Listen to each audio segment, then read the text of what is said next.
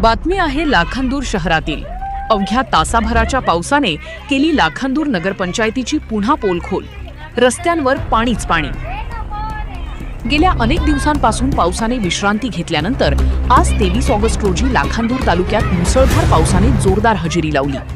अवघ्या तासाभरात झालेल्या जोरदार पावसामुळे लाखांदूर शहरातील विविध भागांमध्ये पाणी साचल्याचे चित्र पाहायला मिळाले। शहरातील वॉर्ड क्रमांक 6, 8 आणि 9 मध्ये पावसाचे पाणी मोठ्या प्रमाणात रस्त्यावर आले। काही ठिकाणी पाणी रस्त्यावरून थेट ओसंडून वाहत होते, तर नागरिकांच्या घरांच्या अंगणातही पाणी शिरल्याने नागरिकांची मोठी गैरसोय झाली।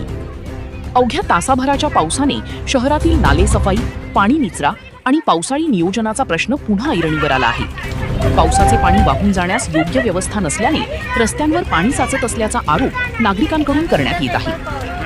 दरवर्षी पावसाळ्यापूर्वी नाले सफाई आणि पाणी निचऱ्याचे नियोजन करण्याची गरज असताना याकडे वेळेवर लक्ष न दिल्यानेच पावसाच्या पाण्याचा फटका नागरिकांना सहन करावा लागत असल्याची नाराजी व्यक्त होत आहे। मुसळधार पावसानंतर काही काळ शहरातील नागरिकांमध्ये नाराजीचे वातावरण होते। दरम्यान लाखांदूर नगरपंचायतीनं पावसाळी पाण्याचा निचरा करण्यासाठी कायमस्वरूपी उपाययोजना कराव्यात अशी मागणी नागरिकांकडून होत आहे।